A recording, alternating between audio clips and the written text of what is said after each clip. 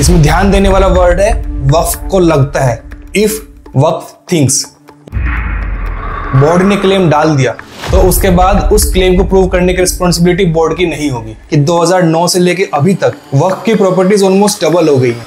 ये अगर कानून बन जाएगा, उत्तर प्रदेश में 1,21,000 वक्फ की प्रॉपर्टीज है। इंडिया में वक्फ एंडोमेंट्स का साइज अनइमेजिबली ह्यूज है, जो इंडियन रेलवेज और डिफेंस के बाद इनको इंडिया का तीसरा सबसे बड़ा लैंड ओनर बनाता है।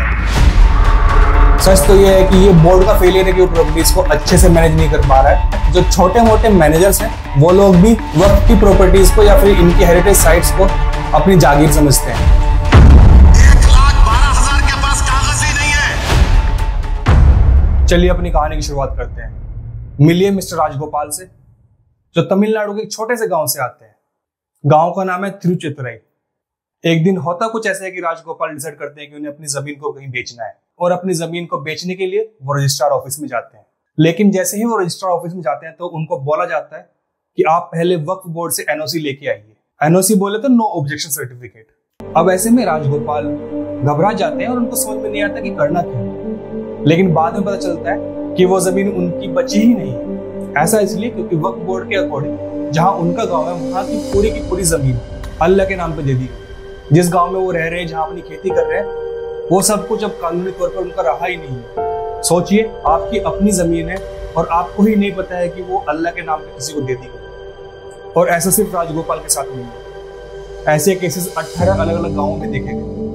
और ये सिर्फ हम तमिलनाडु की बात कर रहे हैं, जहां लगभग 389 एकड़ के ऊपर वक्फ बोर्ड ने ऐसे कब्जा किया कि किसी को कानो कान खबर भी नहीं। अब आपके दिमाग में क्वेश्चन आ रहा होगा कि आखिरकार ये वक्फ बोर्ड है क्या, और कैसे ये पूरे के पूरे गांव और बहुत बड़े बड़े लैंड पार्सल्स को अपना क्लेम कर सकता है। चलिए इसको डिटेल में जानते हैं। शुरुआत करते हैं हिस्ट्री से।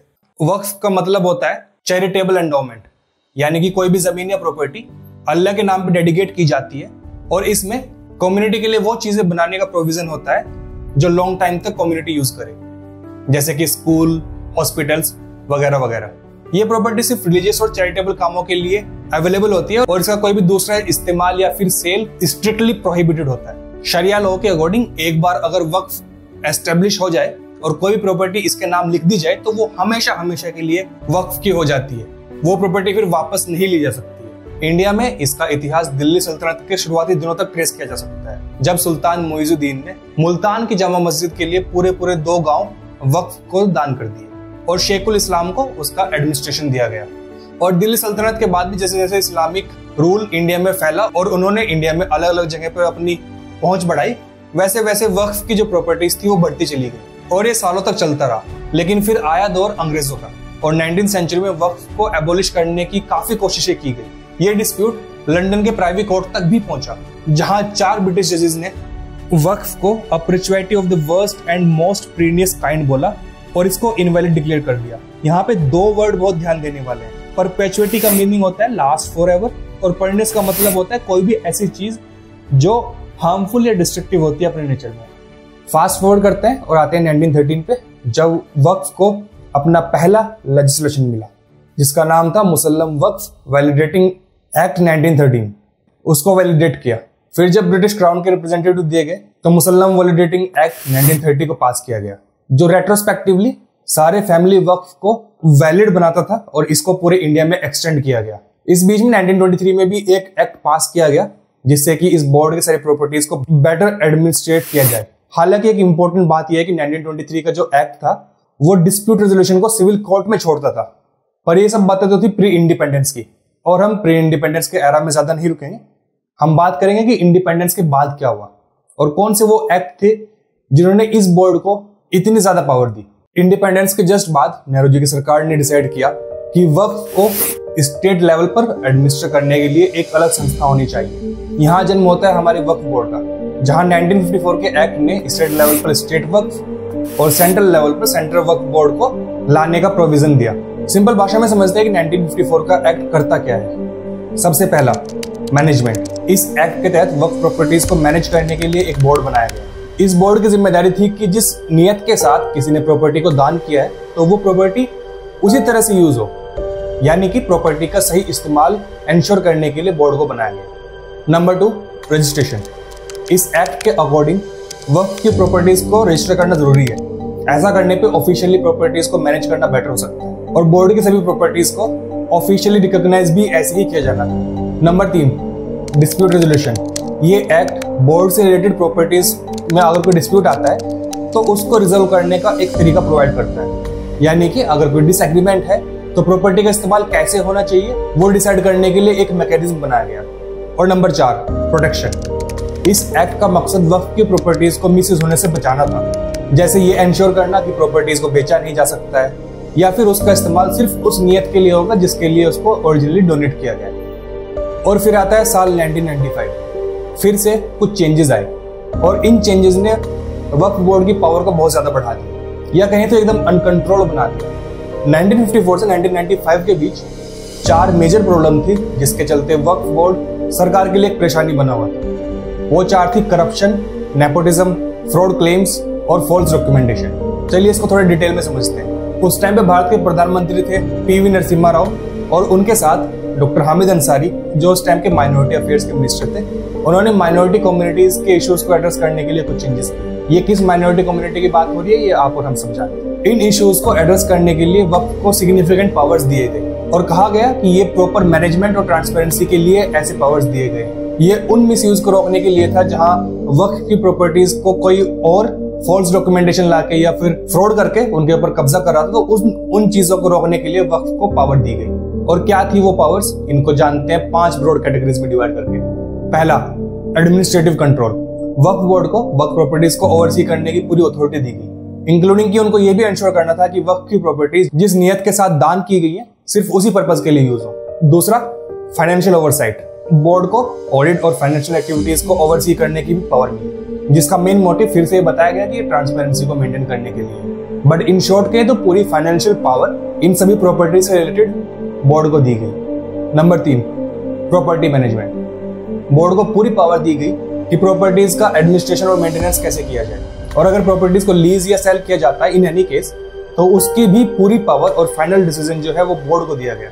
Number 4, legal authority. वक्फ की किसी भी प्रॉपर्टी के रिगार्डिंग पूरी लीगल अथॉरिटी बोर्ड को दी गई, यानी कि प्रॉपर्टी से जुड़े कोई भी लीगल अगर काम होते हैं तो उसमें बोर्ड इन्वॉल्व होगा, बोर्ड एक पार्टी होगा। और ये डिसीजन भी वक्फ के इंटरेस्ट को प्रोटेक्ट करने के लिए ही लिया गया और उनको सेंटर में रख के ही ये डिसीजन लिया गया। And finally number 5, regulatory function.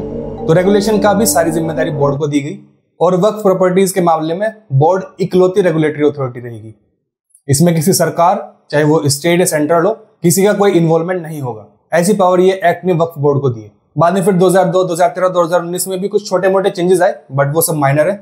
आइए उनको फटाफट देख लेते हैं। वक्फ एक्ट 2002, फॉर्मेशन ऑफ स्टेट वक्फ बोर्ड, स्ट्रीमलाइंड प्रॉपर्टी मैनेजमेंट। फिर 2013 का एक्ट जो था उसने सेंट्रल वक्फ काउंसिल को एस्टेब्लिश किया। डिस्प्यूट रेजोल्यूशन के लिए स्पेशल प्रोविजंस आए, एनहेंस्ड पेनल्टीज आई। 2019 के एक्ट ने ई गवर्नेंस पे फोकस किया और डिस्प्यूट रेजोल्यूशन मैकेनिज्म को फिर से रिवाइज किया गया। अब आते हैं अपनी वीडियो के one of the most important segment के ऊपर, जहां हम देखेंगे कुछ स्कैम्स और फ्रॉड। आपको बता दें कि इंडिया में वक्फ एंडोमेंट्स का साइज अनइमेजिबली ह्यूज है। लगभग 4 लाख रजिस्टर्ड प्रॉपर्टीज, लगभग 6 लाख एकड़ का लैंड पार्सल, जो इंडियन रेलवेज और डिफेंस के बाद इनको इंडिया का तीसरा सबसे बड़ा लैंड ओनर बनाता है। और ऐसा खुद ज्वाइंट पार्लियामेंट्री कमेटी जो रेहान खान के अंडर थी उन्होंने बताया है। और उन्होंने बहुत सारे करप्शंस का भी जिक्र किया है।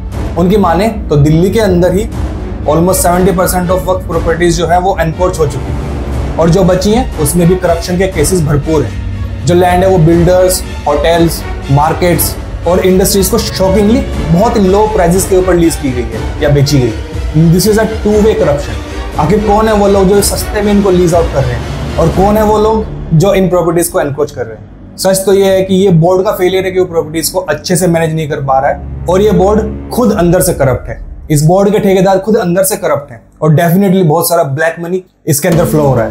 एक टाइम पे हमारे नेशनल कैपिटल दिल्ली में ऑलमोस्ट 77% प्रॉपर्टीज वक्फ की हुआ करती थी और आज के टाइम पे इनमें से मैक्सिमम जो है उनके ऊपर अवैध कब्जा हो चुका है। In fact CGO complex, Jawaharlal Nehru stadium, Delhi high court, Delhi public school जो मथुरा रोड पर है, Anglo Arabic school, Bahadur Shah Zafar मार्ग पर जितने भी न्यूज़पेपर ऑफिसेज हैं, ये सब प्रॉपर्टीज एक टाइम पे वक्त की हुआ करते थे लेकिन इनको बहुत ही सस्ते रेट्स में लीज आउट कर दिया गया है और ये पूरा डिसीजन बोर्ड का रहा है।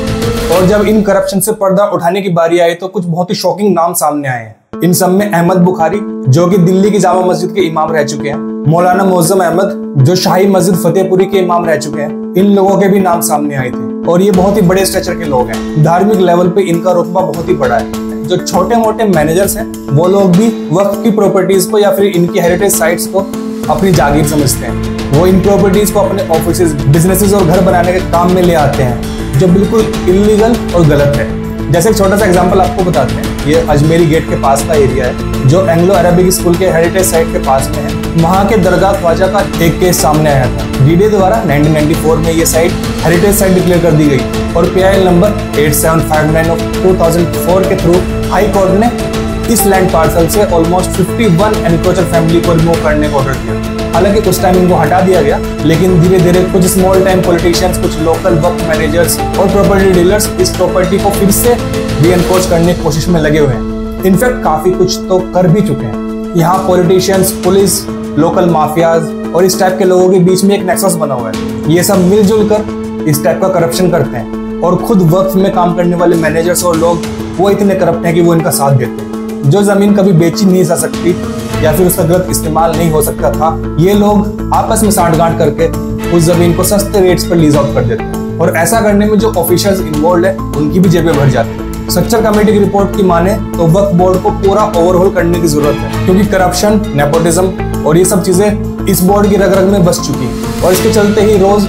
ऐसी ऐसी खबरें सुनने को मिलती हैं, जिन्हें सुनकर शायद जिन लोगों ने अपनी प्रॉपर्टीज किसी अच्छी नियत के लिए दान की थी, उनको ना जाने कितना बुरा लगता होगा। और जो प्रॉपर्टीज जबरदस्ती कब्जा कर ली गई हैं, उनका फिर क्या ही कहना। चलिए आगे कुछ मेजर स्कैम्स की बात करते हैं। अब क्योंकि स्कैम इतने सारे हैं कि बहुत पीछे तक जाएंगे तो लिस्ट बहुत लंबी हो जाएगी, वीडियो बहुत बड़ा हो जाएगा। हम सिर्फ बात करते हैं पिछले डिकेड। तो 2011 की बात है, हरियाणा में एक बहुत बड़ा स्कैम था। स्कैम यह था कि फरीदाबाद, गुड़गांव और पानीपत से मिला के लगभग 4000 एकड़ लैंड रातों रात वक्फ प्रॉपर्टी डिक्लेयर कर दी गई, जिसका ना कोई रिटर्न प्रूफ मिला और ना प्रॉपर इन्वेस्टिगेशन किया गया। और जैसा कि हम जानते हैं, जो प्रॉपर्टी एक बार वक्फ प्रॉपर्टी बन गई तो वो कभी वापस नहीं ली जा सकती। फिर हरियाणा से आगे चलते हैं, बात करते हैं 2017 के तेलंगाना फ्रॉड। तेलंगाना में ऑफिशियल्स के ऊपर ही फंड्स को मिसयूज और डाइवर्ट करने का आरोप लगा था। और वक्फ के इंटरनल ऑडिट में भी ये बातें सामने है कि फंड्स में कुछ ना कुछ झोल है। सोचिए, अगर ये ऑडिट इंटरनल ना होकर एक्सटर्नल होता तो शायद बहुत कुछ सामने आ सकता था और शायद कुछ बहुत बड़े बड़े नाम सामने लाए जा सकते थे।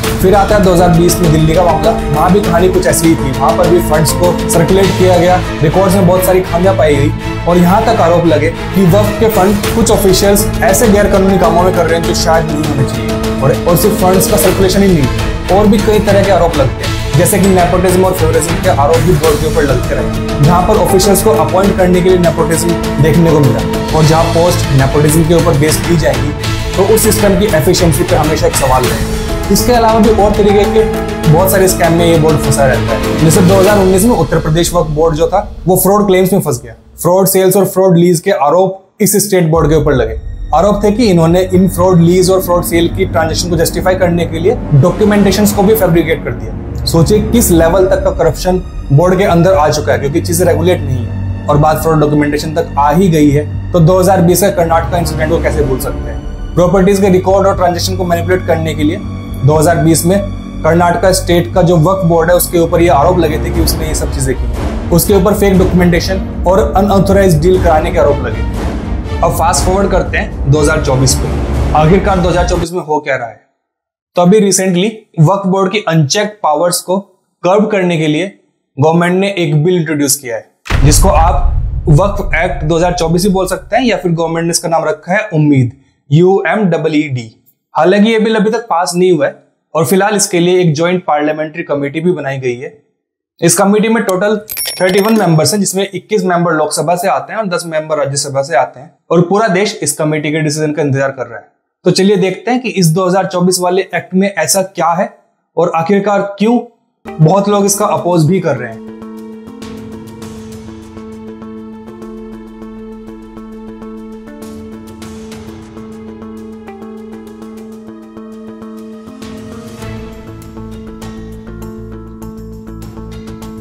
पर इस एक्ट को आगे देखने से पहले अगर आपने इस वीडियो को यहां तक देख लिया तो प्लीज इस वीडियो को लाइक कर दीजिए और हमारे चैनल को सब्सक्राइब करें आपका सब्सक्रिप्शन हमें बहुत मोटिवेशन देता है कि हम ऐसा ही और कंटेंट आपके लिए आगे भी लाते रहें। चलिए आगे बढ़ते हैं और एक्ट को समझते हैं 5 सिंपल पॉइंट्स। पहला, प्रॉपर्टी रजिस्ट्रेशन और वेरिफिकेशन। अब वक्फ की हर प्रॉपर्टी को डिस्ट्रिक्ट कलेक्टर के ऑफिस में रजिस्टर कराना मैंडेटरी होगा और जो प्रॉपर्टीज डिस्प्यूटेड है उनके लिए वेरिफिकेशन प्रोसेस और स्ट्रिक्ट होगा। ऐसा करने से ये पूरा सिस्टम और ट्रांसपेरेंट बनेगा और चीजें और क्लियर हो पाएंगी। But at the same time ऐसा करने से लोकल अथॉरिटीज के हाथ में और ज्यादा पावर आ जाएगी, जो अच्छा भी है और बुरा भी। अब ये डिपेंड करता है कि अथॉरिटीज कैसे काम करती हैं, उसके अकॉर्डिंग इसका इम्पैक्ट डिसाइड होगा। नंबर 2, ओरल डिक्लेरेशंस का खात्मा।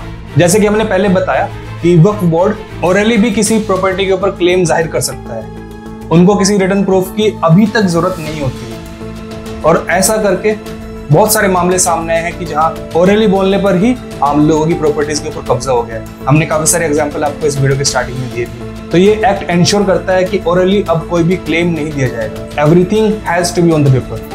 हर प्रॉपर्टी के लिए रिटर्न डीड जरूरी होगा। पॉइंट नंबर 3, गवर्नमेंट प्रॉपर्टीज का एक्सक्लूजन। जो प्रॉपर्टीज पहले वक्फ के नाम पर थी और अब वो गवर्नमेंट को दे दी गई है या फिर उनके ऊपर कोई भी गवर्नमेंट ऑफिस या गवर्नमेंट की कोई भी चीजें बनी हुई है, तो वो प्रॉपर्टीज अब इस एक्ट के बाद वक्फ की नहीं मानी जाएंगी और उनको गवर्नमेंट प्रॉपर्टीज माना जाएगा। ये लैंड के मिस क्लासिफिकेशन के इशू को रोकेगा। पॉइंट नंबर 4, ये ऐसा पॉइंट है जिसके चलते जो लोग वक्फ बोर्ड के ठेकेदार बने हुए हैं और डायरेक्टली वक्फ बोर्ड का बेनिफिट ले रहे हैं, उनके लिए बड़ा सेटबैक। जैसा कि हमने आपको पहले बताया कि वक्फ बोर्ड के अंदर भी नेपोटिज्म और फेवरिज्म काफी ज्यादा बढ़ा हुआ है, तो ऐसे में ये वाला पॉइंट बहुत ही क्रिटिकल हो जाता है। ये कहता है कि वक्फ के अंदर नॉन मुस्लिम्स, विमेन और मुस्लिम्स के अंदर ही और भी बिरादरी जिनको अभी तक इस बोर्ड में एंट्री नहीं है, उनका भी इस बोर्ड में पार्टिसिपेशन बढ़ाया जाएगा। ये डाइवर्सिटी को प्रमोट करता है। हमारा वो ओपोजिशन जो कहता है कि सभी बिरादरी को सबको बराबर मौका मिलना चाहिए, इसलिए देश में कास्ट सेंसस जरूरी है, वो इस पॉइंट को लेके अपनी बात पे क्यों नहीं टिका हुआ है। आखिरकार ये भी तो बराबरी का मौका ही दे रहा है ना। क्या मुस्लिम औरतें मुस्लिम्स नहीं है? क्या वो बिरादरी जिन्हें अभी तक ड्यू टू नेपोटिज्म मौका नहीं मिला है, क्या वो इस्लामिक नहीं है या फिर वो किसी दूसरे अल्लाह को मानते हैं जिनको करंट बोर्ड के ठेकेदार नहीं मानते? और finally point number 5, appeal mechanism. इस बिल के बाद जो वक्फ की ट्राइब्यूनल कोर्ट थी, उसके पास जो अनलिमिटेड पावर थी, उसको कम करने की कोशिश है। अगर कोई डिस्प्यूट्स होते हैं तो अब से वो सिविल कोर्ट में जाएंगे। ऐसा करके एक कोशिश की जा रही है कि हमारे कॉन्स्टिट्यूशन और हमारे जुडिशरी के ऊपर और ज्यादा विश्वास दिखाया जा सके और उनकी जो पावर होनी चाहिए वो उनको दी जा रही है। Nothing is above the nation. कोई बोर्ड, कोई कम्युनिटी, कोई ग्रुप, कुछ भी देश के संविधान से ऊपर नहीं। तो ऐसे में सबको बराबर करने की एक कोशिश है। तो ये थे मेन पॉइंट्स जो 2024 के एक्ट में आ रहे हैं। अगर इनको सिंपल भाषा में मैं कंक्लूड करूं तो 2024 के अमेंडमेंट इंक्लूसिविटी और ट्रांसपेरेंसी के लिए आए और अपने वादों पर ये एक्ट कितना खरा उतरता है ये तो वक्त ही बताएगा। सबसे पहले तो ये भी इंपॉर्टेंट है कि ये पास होगा कि नहीं होगा, वो भी वक्त ही बताएगा। तो चलिए साथ मिलके देखते हैं कि ये चेंजेस कैसे आते हैं और क्या इसका लॉन्ग टर्म इम्पैक्ट होता है। आपको क्या लगता है कि 2024 वाली एक्ट आने से क्या कुछ चीजें इंप्रूव होंगी या फिर ये सब ऑन पेपर फॉर्मेलिटीज है और जो कुछ है वो वैसा का वैसा ही रहेगा? अपने थॉट्स हमें कमेंट सेक्शन में बताएं और जाने से पहले please subscribe to the channel. मिलते हैं अगले वीडियो में, तब तक के लिए धन्यवाद। Take care, bye bye.